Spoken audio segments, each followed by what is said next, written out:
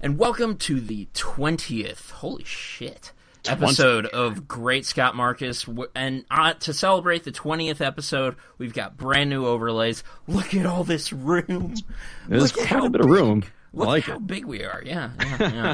And I really, so like I had mentioned that I was thinking about doing this on the last episode, and I was just like, I had this thought in my head of like breaking convention with like these diagonal lines where you know it really does look like there's just like a hole opened up into our world instead of just like we're in a box on Skype on YouTube. Yeah. It is kind of nice. I mean, just the little nuances around the Ramble and the GSM logo, those kind of small details. Yeah, those kind of came out as I did this, and it gets even better in the second Ramble. So to start things off, Mark, how you doing? Doing okay. I actually had a series of text messages this morning asking if I was all right because of that Ohio State loss yesterday. Oh, they lost yesterday. They lost yesterday at Penn State, and surprisingly and unsurprisingly, I'm doing okay. Like, I'm not nearly as depressed as I was the Michigan State game, because that was like the end of our season pretty much. This is unhealthy. Oh, it was bad, but like, I went to sleep before the game even ended, and that was kind of easy to swallow. It wasn't like investing. It's always easy when you can just be like, this game is a loss, and just move on. I thought we were going to win, actually, and then when I woke up at like 2:30, I saw my phone, I looked at it, like, fuck, I just went back to sleep. But yeah, I mean, it was a good game from what I saw. We're definitely getting some of those spikes in your audio, but we'll keep an eye on it, and we'll work with what we got. I completely forgot there was a game to care about. We're looking at new birds, and today I basically died and went to bird heaven because we went all the way out to this specialty store where they like even breed some of their birds, and there was this macaw that wouldn't leave my dad alone, and there was this other little bird that we got to hold for a while, and we're looking at all kinds of different kinds. And so you're doing pretty okay then too, it sounds like. I was talking to Jenny this week about it because I really haven't been handling this well, and I've told you why, and it's just not something I feel like sharing on camera right now. But I really did come to the conclusion that like I just need to move on from this, and having a new bird would really help with that, because when I think of when it's quiet and when you just let your thoughts wander, I think about what happened, and it's tough for me because I am a very rationalizing person, and I can easily rationalize. To put it frank, like, we made a bad decision. We took our bird to the vet, and that seemed to really stress him out, and so I'm really happy about today. I got this little guy on my shoulder today, and that was a nice photo. Thank you. I sent that to Jenny, and so you can see here, like, I am feeling like quite down about things still, but that's definitely perking me up because we have the opportunity to give a really good life to another bird, and I've definitely come to realize that I'm a bird person. Like, we babysat my brother's dog recently, and phenomenal dog. Like, barely barks. Kind of just grumbles and just wanders around the house and just does its own thing, and maybe plays a bit here and there. But it was just like one of those things where it was just like, still not a bird. No, it's just like there's still so much to attend to. Like, right. She wouldn't go outside on her own, especially in the mornings in the dark. So like my parents would have to put their coats on and go outside to let her out, and I'd have to do the same. And dogs are nice. Like, they're great. They have awesome personalities usually, but they are quite a bit high maintenance. It's so easy to neglect how much goes into a dog. And I'm really a big bird guy because I do really like to be left to my own devices and do my own thing because of the situation I live in. So dude, you should get a fucking ostrich. I mean, dude, that macaw was fucking big enough as it was. They're pretty cool. Yeah, they're parrot size, so it's just like, but yeah, I have a video of one with my dad, but I'm not going to show that on camera. No. So yeah, like that's uplifting, and I have been looking at getting back into applying to part-time jobs to get back into the workforce.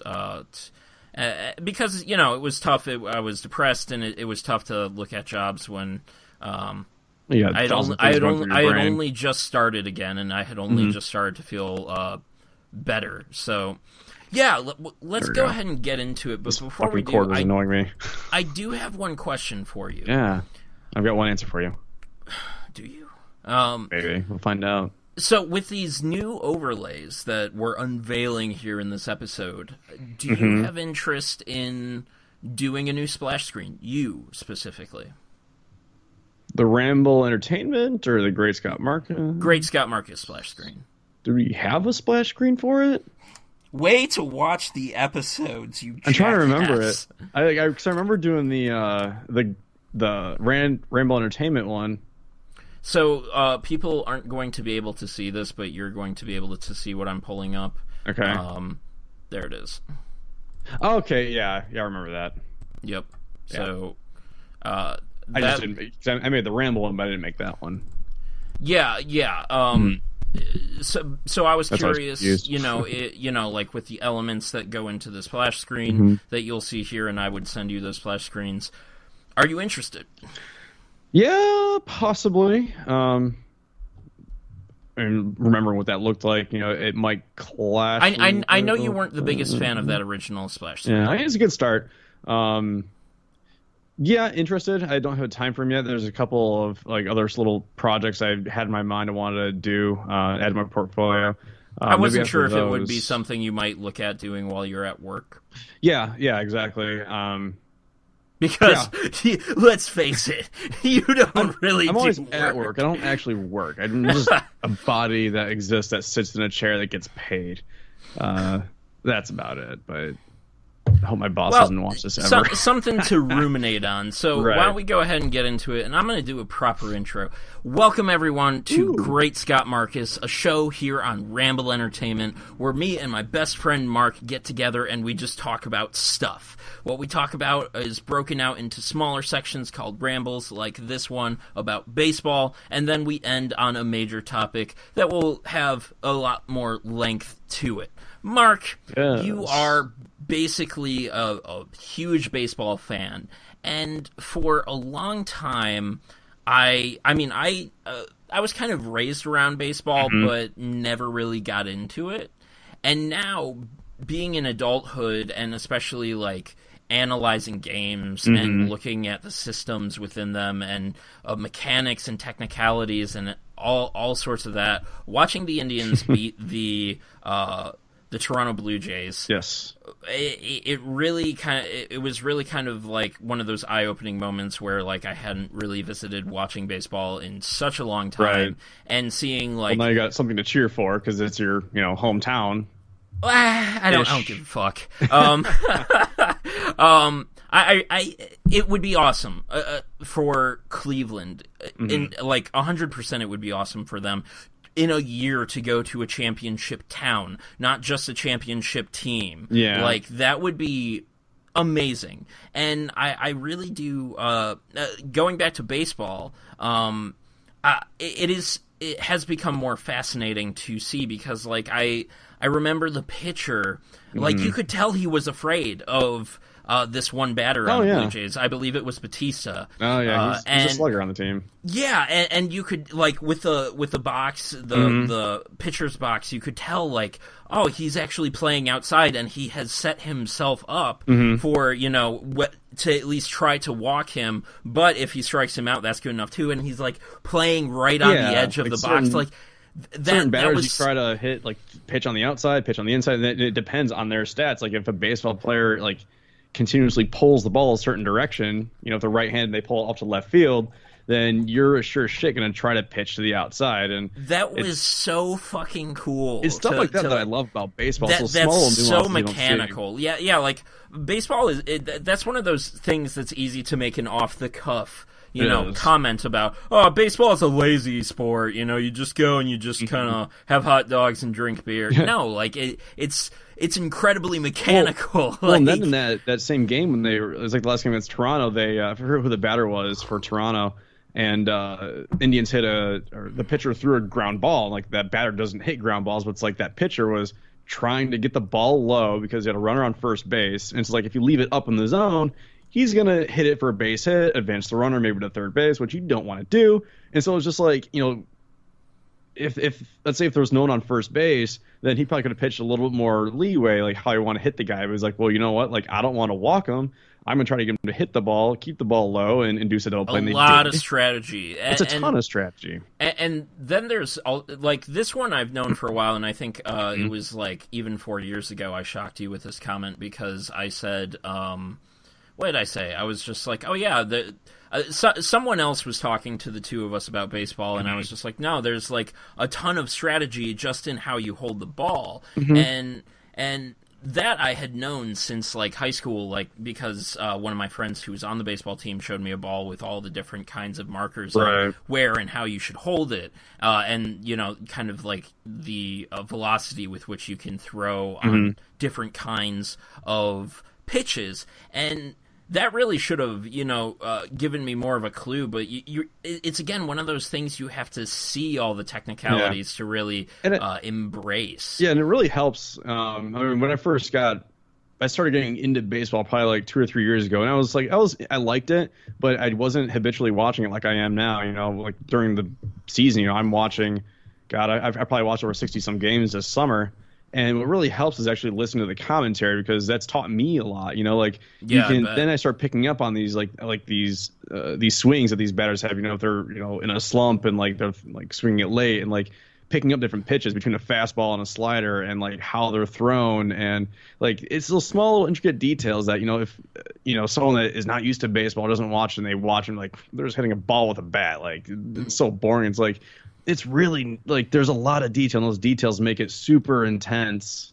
It's the same thing with another kind of sad event in my life. I've watched StarCraft for a long time, especially the Korean scene, because they are basically the big bad, the highest tier of professionals.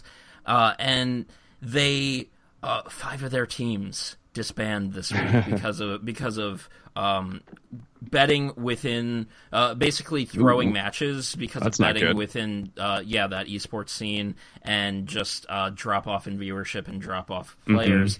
And it's sad. And so like I've another thing I've kind of been watching and engrossing myself in is right now what is the League of Legends Championship. And when it comes to esports, like that esport, that game is even fucking outdoing like basketball numbers and football and baseball numbers. Like their championship is fucking nuts. They're filling up Madison Square Garden like right now. Seriously? Yes. That's crazy. And it's been nuts. And like I've dabbled in the game here and there. I played Dota for a long time, and then I tried League, but a lot of getting into that has to do with toxicity, not knowing what role you're playing, not knowing how you should be playing, timings, and very minute details and mechanics and technicalities that that you hear these casters talking about, and it's just like, this is fucking fascinating. Yeah, it really helps you get into it when you know those details. And that's probably going to be like one of my replacements if the StarCraft Korean scene really does tank. And I really hope it doesn't, because one of the things that I have loved is the casters. Tasteless and Artosis are their gamer tags, but Nick Plott and what's Artosis' name? Doesn't matter, but like, it doesn't matter, but it's just like, it'd be a shame to see them go, but at the same time, like, the caster is also a huge part of that. Like, it's amazing how a caster can help engross you within the entertainment side of this. And I've caught a few baseball games where the announcers are just terrible. If the Tigers weren't on, I like turn on another game when I look in the background. I'm like, my God, these guys are terrible. Like, they're not throwing out any stats, or they're not like talking about like these mechanics of pitchers or batters. I'm like, Jesus Christ! And no wonder like their attendance at their stadiums are so low. They just can't get into it because the lack of good commentary. Yeah, that's been part of the problem in some of the other scenes where it's just like they can have really good casters, but then those casters don't have a good ebb and flow between them, and that's important too. Right. And have your commentary and color commentary, and being able to kind of bounce ideas off each other, much like what we do here. Exactly. Having conversation, but still trying to maintain on a certain topic. When you're not it's good a robot. to have that chemistry. What was that? When you're not a robot. Right. Exactly.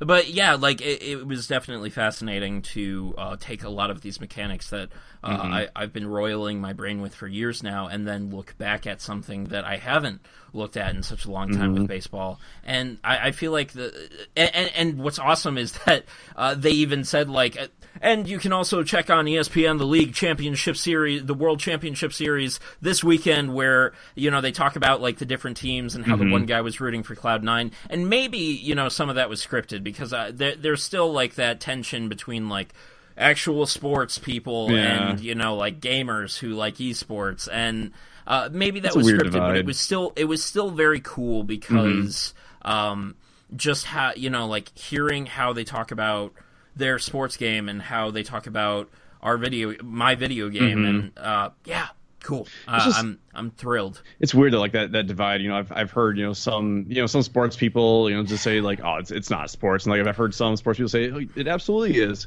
And it's more interesting, I think, it has to do, I think, with the general people, the public, and like what they want to see. Because it's like I've seen, like, obviously I've talked about this before. Like I'm into disc golf, and I love playing disc golf, and I've seen ESPN top 10. We talked about that blog the one time. Yeah. Oh, go ahead. Like ESPN top, like there's been a few times the plays have been on ESPN's top 10, of the week, like top 10 plays, like a really awesome, like 400-foot shot ace, just absolutely crazy stuff. And then like I'll see on Twitter some people underneath be like, that's not fucking sports. Give me your football. I'm like, come on, dude, be more open-minded about it. Like that's awesome. That's the same thing. Like, on the esports side.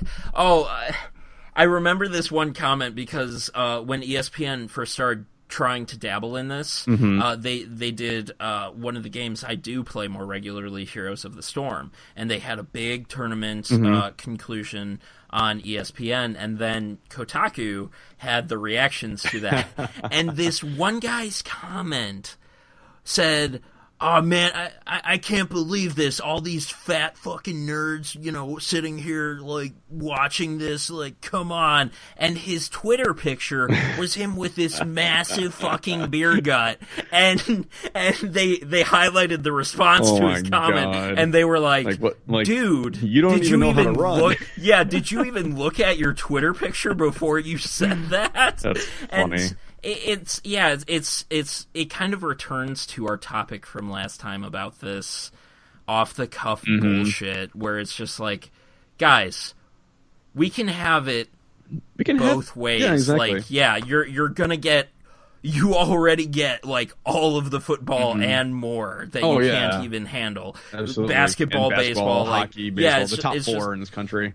And personally, I don't give a fuck if it's on ESPN, but I know that is huge momentum. Maybe ESPN should have like another network, like ESPN-G, for games. Yeah, they got ESPN-U, ESPN2. But when you look at the numbers that Dota and League bring in, like they're outdoing some of these.